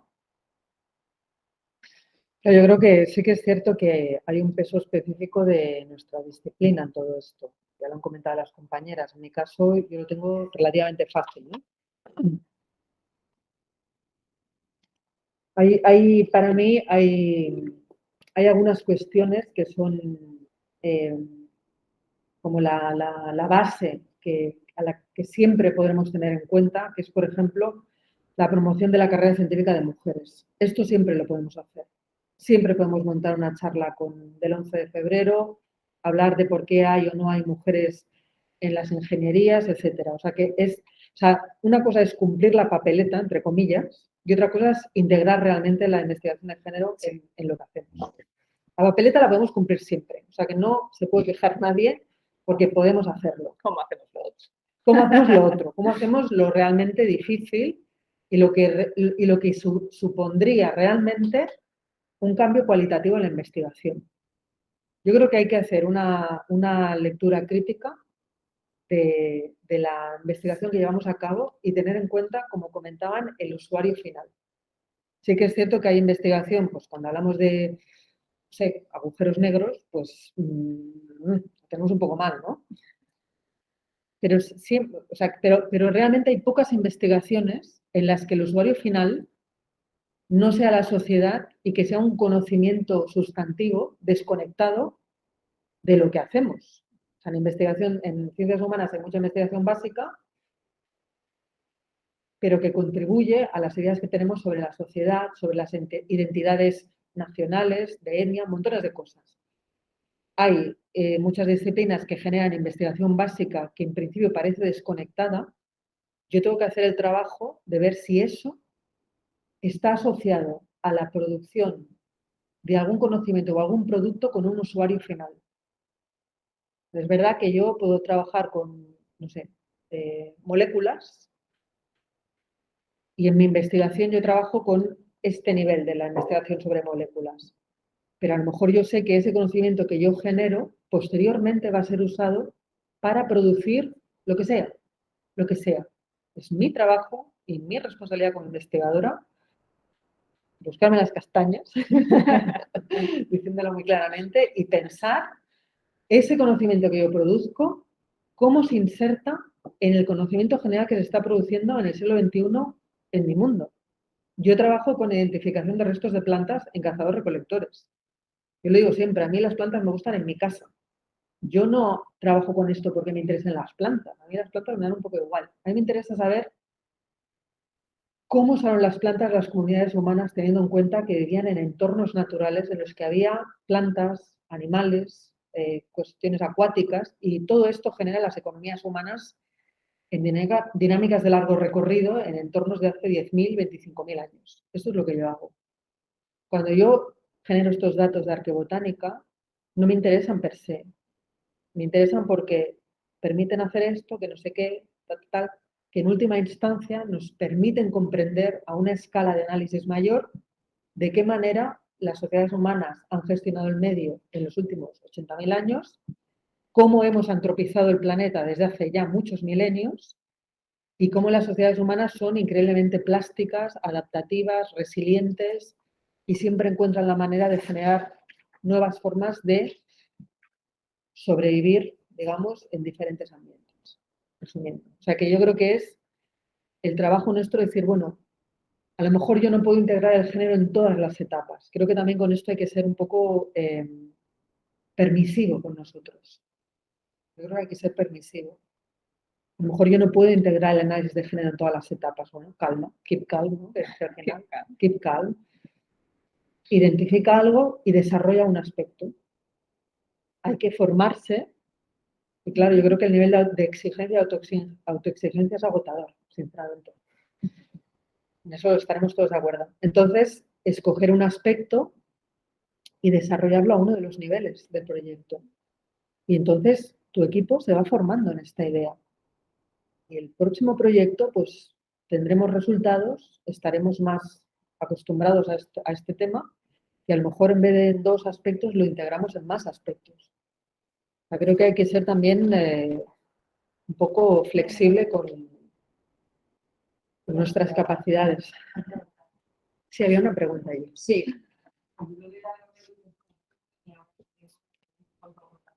Me preguntaba porque estoy escuchando y habláis a partir de ya del proceso de investigación que nos van a hacer, porque creo que ahora de plantear estructuralmente el ser humano para eso, cómo incorporar, ¿vale? Herramientas sin cuestiones en las que las marca investigación. Por ejemplo, yo soy enfermera y, claro, a mí me apunta este aspecto. Imagínate. Es como, vamos, ahora es como, aunque es un mundo, no solamente por la búsqueda, porque significa la profesión de enfermería, sino precisamente a lo mejor en este campo de enfermería sería todo lo contrario, ver cómo se ha incorporado realmente el otro es más mínimo, ¿vale? Hace como hay una inversión, ¿no? Y entonces es como, pensáis que una aportación universidades tiene que tener una asignatura de investigación es fundamental. Claro, yo en esto quiero, por ejemplo, en mi caso, yo he tenido la suerte de estudiar en la Universidad Autónoma de Barcelona. Yo en la licenciatura yo hice una asignatura de arqueología feminista y en el doctorado yo hice una asignatura de arqueología feminista. Yo he estudiado teoría feminista con María Encarna Sanahuja, que fue una profesora ya fallecida por desgracia, y yo tenía una formación muy teórica en la Autónoma. Y cuando hice el máster tuve una formación increíblemente teórica. Es verdad que muchas universidades no integran estos conocimientos. No sé, o sea, la teoría de género debería de estar incorporada en el currículum, posiblemente incluso a niveles previos a la universidad. Estamos hablando del problema que ha habido últimamente con el tema de si debía haber o no filosofía en los institutos.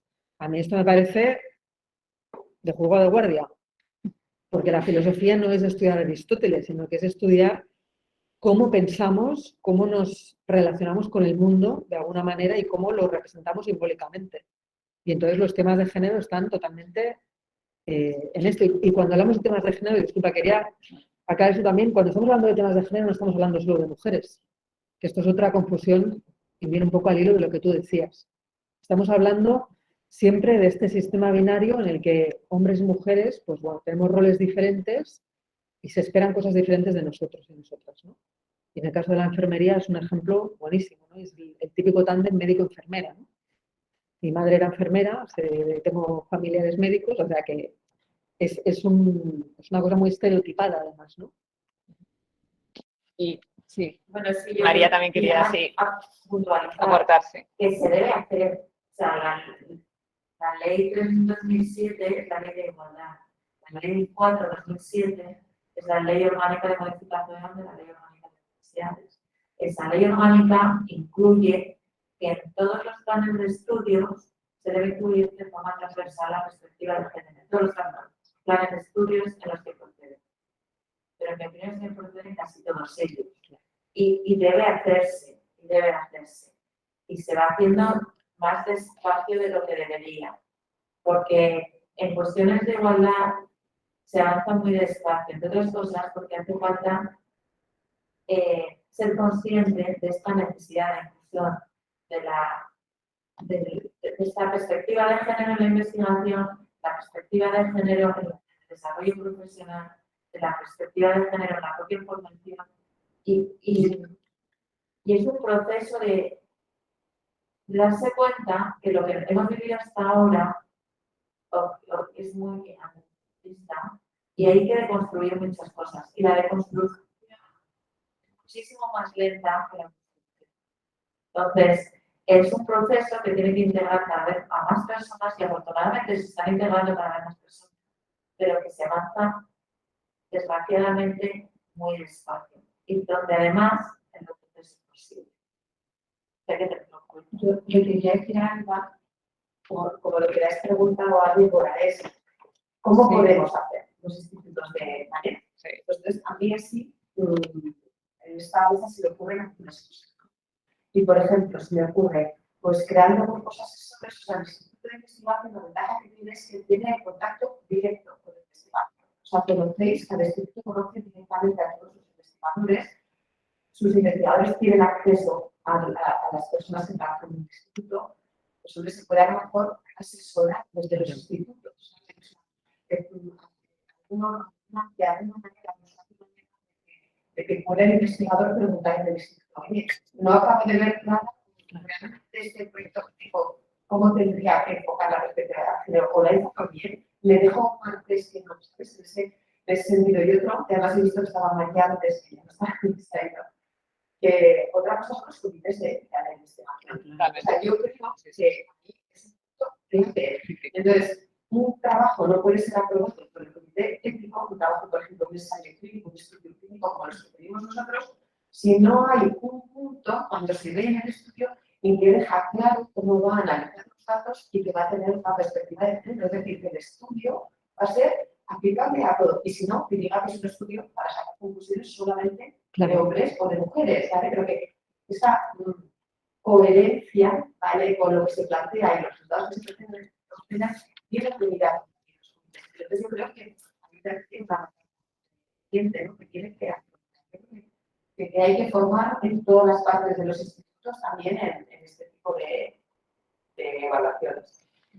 Sí, además lo tenemos bastante claro, por ejemplo, en el tema de medicamentos, ¿no? La bio. En el tema de medicamentos que se excluye específicamente si no se han hecho estudios, pues por ejemplo en niños o en embarazadas, se excluye específicamente del tratamiento, pero efectivamente tanto en la preclínica, que bueno, en la parte de toxicología quizás más, pero en la preclínica y en la básica, muchos investigadores siguen utilizando solo machos, pues en animales de experimentación, por ejemplo, ¿no? Y esa traslación tiene luego, no lo tenemos tan integrado que efectivamente si solo estudias hombres o mujeres, da igual, ¿no? Pero no puedes aplicarlo a los otros y sin embargo lo tenemos más integrado pues eso, en otras poblaciones, ¿no? Sí, y bueno, al hilo de también... Perdón, sí. No, quería decir una cosa con esto que acabas de comentar, que a mí me parece que es el meollo de la cuestión, para mí. Para mí el meollo de la cuestión es que la ciencia en general sigue, y la literatura y tal, sigue conceptualizando a las mujeres como una variante de los hombres, cuando en realidad somos dos mitades de una misma especie, digamos. Pero seguimos conceptualizando así la cosa. Es cuando dicen, no, es que es muy difícil tal las mujeres porque tienen un ciclo menstrual, ¿no? Hormonal que hace que... Ya, pero no es que tenemos el 95% de los casos y entonces hay 5 casos, un 5% de la población que es intolerante a la lactosa y entonces no podemos hacer... No estamos hablando de eso. Estamos hablando de que haya parte de la población, o sea, es algo habitual, no es una anomalía. Y se presenta, se nos presenta como una anomalía con respecto a lo masculino, que es lo que explica el ser humano. Esto es muy evidente cuando en los estudios de ciencias humanas y sociales, pero también en la medicina. Recurrentemente hay esta visión. Tal, y en el caso de las mujeres, no. O sea, no puede ser que tú hagas... Me acuerdo una vez en una reunión de AMIT que nos hablaban de que la mayoría de enfermedades psiquiátricas estaban diagnosticadas y estudiadas en hombres. Entonces, piensas, claro, es que realmente a muchos niveles estamos muy a ciegas y se va viendo paulatinamente, pero creo que para mí este es el medio de la cuestión, que no es una ciencia desde los hombres para estudiar lo masculino y entendiendo que lo masculino es explicativo de la humanidad y no es cierto. Lo masculino no es explicativo de la humanidad a nivel biológico en muchos aspectos y a nivel sociológico en muchos aspectos tampoco. Igual que lo europeo no es explicativo de la humanidad, ni lo blanco es explicativo de la humanidad, ni las personas adultas es explicativo de todo, porque tenemos gente muy mayor y tenemos bebés neonatos. O sea que en realidad, por eso yo decía lo de género, que nos tiene que obligar a pensar en términos de hasta qué punto generamos sesgos con tantas cosas. Sí, Carmen, sí. Yo, los fundamentos éticos y los fundamentos humanos de la inclusión del género en los contenidos vienen de una reflexión profunda de un intento de mejor ciencia. Y cuando las instituciones como Europa o luego los sucesivos ministerios a escala nacional, las autoridades locales, quieren aplicar toda esta perspectiva de cada una mejor ciencia, ya se ha hecho pues, con el medio ambiente, ya se ha hecho con otras cuestiones éticas, al investigador se nos pide y las instituciones sí que generan unas herramientas. O sea, y tú misma has dicho que hay una serie de recursos en distintas páginas web. O sea, esta reflexión ya la han tenido las instituciones, ya han encargado a expertos que redacten documentos muy sesudos de integración de género que no son de este año, que tenemos ya desde el 2015, Sí. Y todo eso ya está recogido y está disponible. El problema es que ya no solo tenemos que convencernos personalmente, sino que tenemos que aplicar. O sea, el problema es el salto, o sea, el salto entre la teoría, que es lo que yo he visto en los cursos esto que os comentaba antes. Los cursos que yo he ido, hay una teoría y hay un cuerpo teórico muy importante que puedes tener un nivel de convencimiento mayor o menor, o puedes tener una llegada a ser consciente, pues no me había percatado, ahora soy consciente. Bueno, el salto a la práctica es el más duro. Yo ese es el que veo el más duro. O sea, no solo cuando te preguntan tus compañeros aquí que pongo, o intentar explicarles el por qué tienes que poner eso, sino el salto real a resolver esas cuestiones que te piden, como en los proyectos, impacto socioeconómico de la... bueno, yo he ido a estas charlas, he ido a estos cursos, he escuchado a Débora, he aprendido un montón. ¿Cómo lo plasmo? ¿Qué me está pidiendo el ministerio aquí? Yo creo que ese es un salto que no nos están dando las herramientas, y entonces hay un grupo de gente que de una forma autodidacta está buscando las herramientas. Yo os puedo traer estas fotocopias, te las doy, las podéis buscar, podéis hacer un listado de recursos que serán los mismos que ha planteado ella, pero llegar al usuario final, y esto nos ha pasado con el cambio climático. Yo que trabajo en cambio climático, también hay un cuerpo teórico muy importante de lo que es el cambio climático, las medidas de mitigación, pero tienes que llegar a una aplicación práctica de ese cuerpo teórico. Yo eso es lo que veo difícil, y por eso valoro mucho la organización de este evento, porque realmente es intentar saltar de esa teoría a la práctica, con los que estamos aquí todos, que tenemos que rellenar, buscar esa financiación y hacer una investigación de calidad. Creo que las instituciones tendrían que formar a personal específico, porque muchas de las personas que estamos haciendo esto lo estamos haciendo aparte de nuestro trabajo, de nuestras propias líneas de investigación. Por eso me parece fenomenal que aquí tengáis en la unidad de proyectos ese interés, porque sois profesionales del apoyo a los proyectos. Pero esto no pasa en todas partes. En la Comisión de Mujer y Ciencia del CSIC somos investigadoras de distintas áreas que, pues, por nuestra trayectoria parece que hemos ido leyendo, ¿no? Vas leyendo, vas haciendo algún curso y entonces acabas siendo experta del CSIC en este tema. Si yo trabajo con carbón y ahora ya no voy a trabajar con carbón, yo me tengo que buscar otra cosa, no ser experta en género.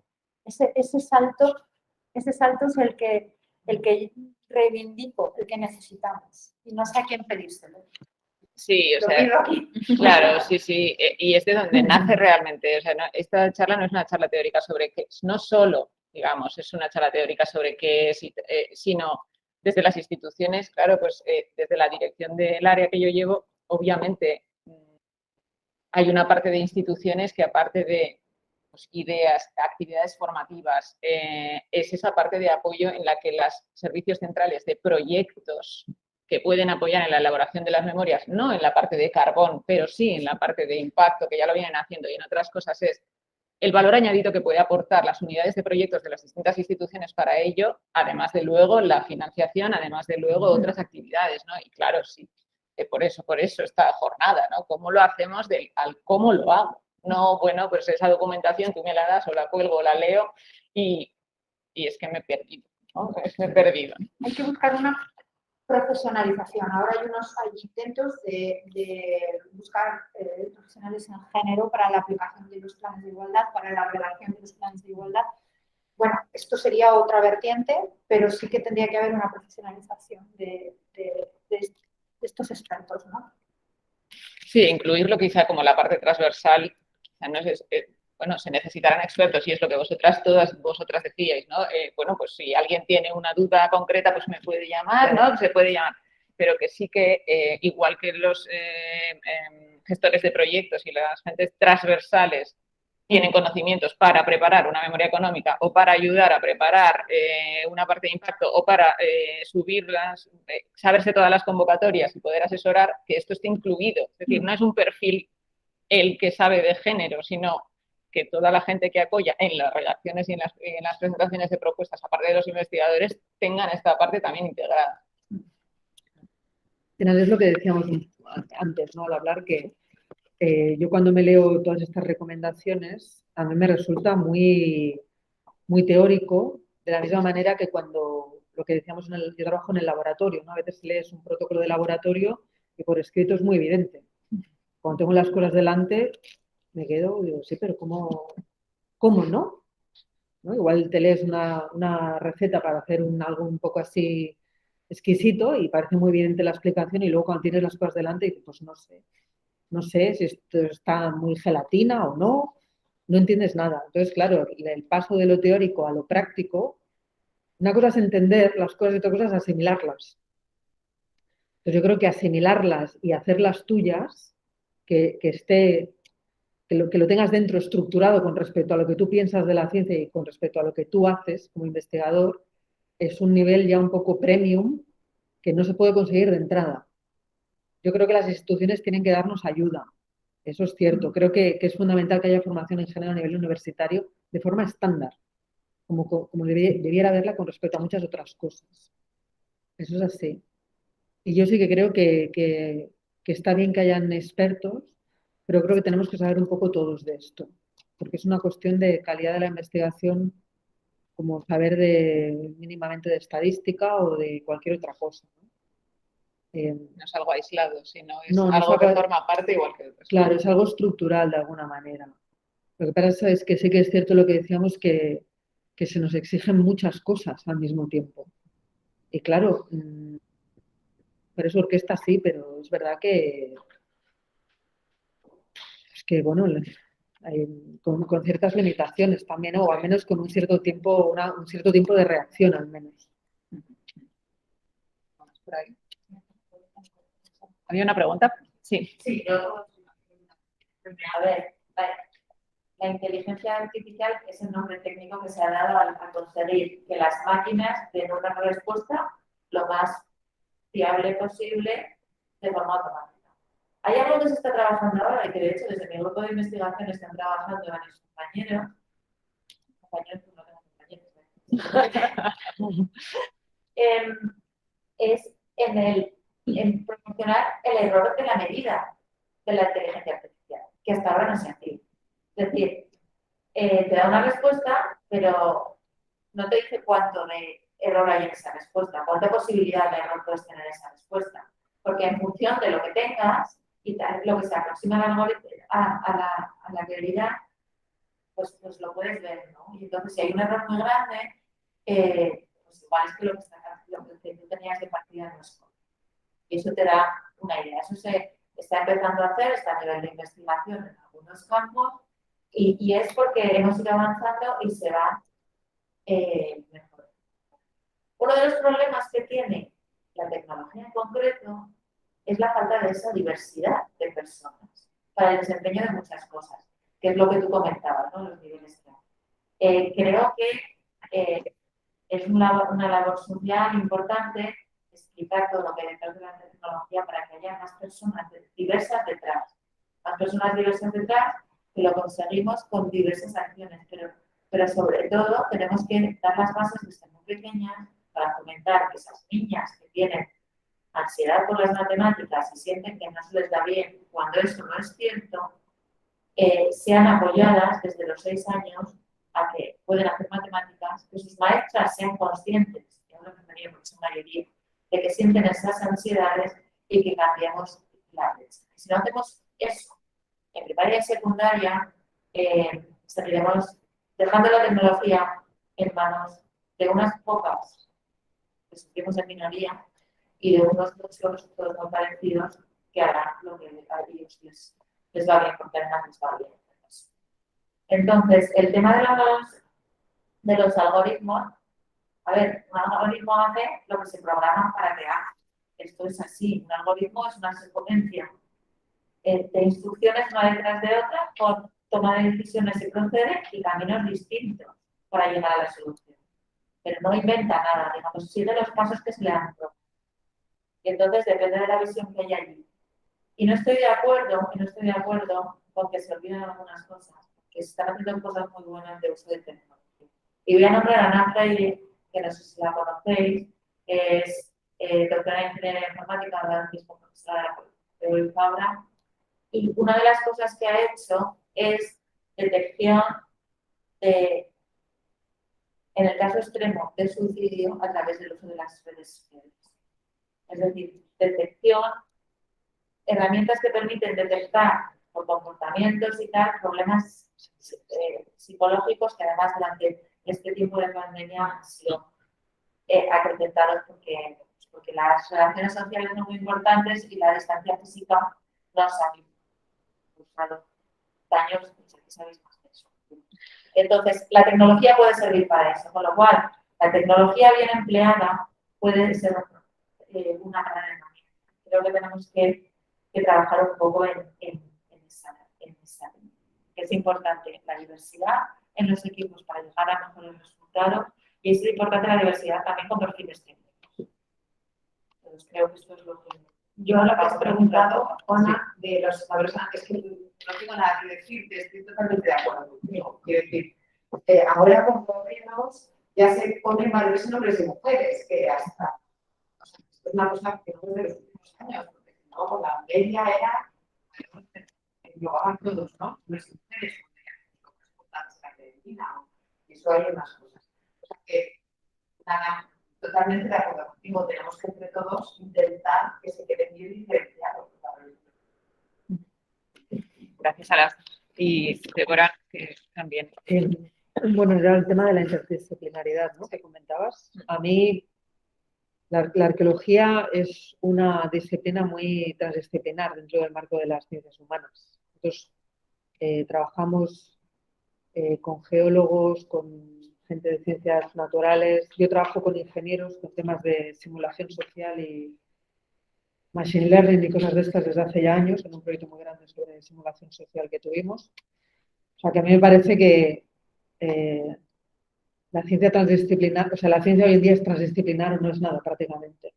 O sea, nos obliga el contexto a trabajar en función de objetivos de investigación y de preguntas de investigación y no en base a una investigación disciplinaria. Esto, de alguna manera, facilita estas transferencias que necesitamos entre áreas de conocimiento. A las humanidades se nos exige, desde el Standing Committee para las Humanidades de la Unión Europea, se nos exige que seamos más formales, o se nos pide amablemente, vamos a decirlo así, que seamos más formales, que integremos métodos de análisis cuantitativo. A otras áreas de conocimiento se os demanda que integréis los aspectos de género, los aspectos asociados a diversidad social, que nosotros tenemos muy trillados. O sea que al final yo creo que son matrimonios convenientes pero felices, ¿no? Y no sé si había alguna pregunta más, no recuerdo. Pero bueno, sí, esto me parece fundamental, el tema transdisciplinar, y cada vez habrá más perfiles híbridos. Esto con total seguridad cada vez habrá más perfiles híbridos. Sí. Yo quería hacer también un comentario sobre la difusión de los resultados. Aparte, yo creo que es una responsabilidad del investigador, la difusión de los resultados. Está la difusión convencional, que es los congresos, ¿no? Bueno, de artículos que están dentro del ámbito científico, los congresos y las medicinas son muy importantes. Y luego está la difusión a la sociedad o a los estudiantes, como hacemos aquí, que además es una parte que nos gusta mucho, porque creemos que también es el punto de generar las vocaciones científicas y también es el punto donde trabajar en estudiantes. Pero al hilo de lo que estábamos aquí, de la jornada de hoy, el punto último de los que ha mencionado Débora es el de la difusión de los resultados. Allí sí que los investigadores, cuando llenan estas solicitudes de proyectos, tienen que reflexionar sobre cómo se transmiten esos resultados a la sociedad. No sobre la aplicación de la molécula o del medicamento, sino de cómo lo contamos y a quién se lo contamos y a quién va dirigido. Una reflexión. ¿Qué tipo de congresos vamos a ir? ¿Qué tipo de asistentes tienen esos congresos? Porque los congresos de medicina, pues mayoritariamente las ponencias son de señores, que cada vez hay más asistentes mujeres. Los tiempos de hablar en público, el tipo de preguntas, hay muchos estudios al respecto de cómo intervienen las mujeres y los hombres en congresos. y en concreto de medicina, porque como son muy numerosos, se permite estudios estadísticos mayores. Yo creo que la responsabilidad del investigador en la difusión de los resultados es importante en todos los aspectos, y en el caso de la aplicación de la integración del género en los contenidos es un epígrafe muy fácil de resolver a la hora de rellenar estos proyectos tanto nacionales como europeos. Si el investigador reflexiona en cómo expone esos resultados a la sociedad con perspectiva de género o con visión de género, o estudiando hombres y mujeres, ¿qué miembro de mi equipo de investigación va a dar esa ponencia en el Congreso? ¿Cuáles son los ser de las mesas del Congreso? ¿Qué tipo de asistentes hay en ese Congreso? Ahí también se puede aplicar la integración del género en la investigación y en la parte de la difusión. Y eso es un párrafo que viene de la reflexión, pero es un párrafo que es muy interesante para ese apartado del impacto socioeconómico o ese apartado de la difusión de los resultados. Este es un tip que os doy. Muchas gracias. Para algo que es fácil, ¿no? Que decías, esto puede ser fácil de rellenar o de poner, pues para alguna parte que es fácil, pues mira. Bueno, pues estamos llegando al final, vamos con 5 minutitos de retraso. Súper interesante, yo creo que podríamos seguir, y de hecho yo creo que seguiremos porque ha suscitado bastante interés la mesa y la temática. Yo creo que seguiremos hablando de esto. Yo quería, bueno, primero agradeceros a todas las que estáis aquí la participación y la pasión en la preparación también de la jornada, a pesar de que ha fallado todo lo posible técnicamente, el sonido, todo, pero bueno, nos adaptamos, así somos en investigación, ¿no? Y también un poco reflexionar quizá de lo que hemos sacado aquí, las pequeñas cosas que hemos sacado aquí, pues bueno, que la formación es necesaria, que podemos poner una parte de formación tanto para la parte de investigación como para la parte de las instituciones y las unidades de soporte, que pueden ser de proyectos o algunos otros, en todo lo que tiene que ver con cómo integrar la perspectiva de género, en cómo integrar toda la perspectiva de género en las propuestas, no como algo aislado, sino integrarlo en la investigación.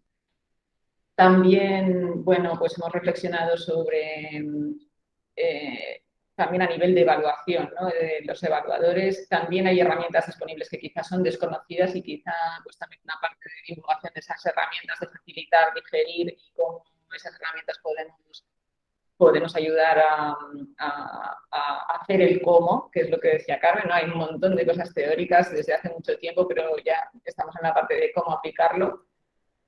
También hemos hablado de, bueno, pues que incluso en cualquier materia que a priori parece que no tiene una forma fácil o muy intuitiva, según lo que pensamos, ¿no? Según nos aproximamos a cómo integrar esa perspectiva de género, pues pensando en hacia quién va dirigida la ciencia, ¿no? Que es lo que deberíamos pensar, y no solo en la parte de perspectiva de género, ¿no? En el impacto a la sociedad. Pues si pensamos en el usuario final, si queréis, de esta ciencia o dónde va a impactar esta ciencia, pues también tenerlo en cuenta, quizás es más fácil rellenarlo. Y bueno, que también tiene una parte de mejorar las propuestas científicamente, por supuesto, pero también a nivel de puntuación. Y eso, pues bueno, si no nos motiva mucho demasiado a tener que hacer ese trabajo, que es muy importante, pues quizá ese estímulo de conseguir los recursos que son necesarios, pues para seguir adelante también lo son. Y que desde las instituciones también podemos hacer mucho. Me gusta mucho también de esta mesa, pues que estamos representadas casi todas las instituciones que hacemos investigación a nivel nacional, pero también de Aragón, ¿no? SIC, San Jorge, UNIZAR, Universidad, el Instituto Aragonés de Ciencias de la Salud, el Instituto de Investigación Sanitaria de Aragón, y eso yo creo que también le da un valor, que todos estamos pensando en que esto es importante. Y bueno, por nuestra parte nada más, quería volver a agradeceros el que estéis aquí, el interés, y que seguiremos trabajando. El material estará disponible en la página web y bueno, pues bienvenidas todas las dudas, muchas gracias y hasta la próxima sesión. Muy bien, muchas gracias.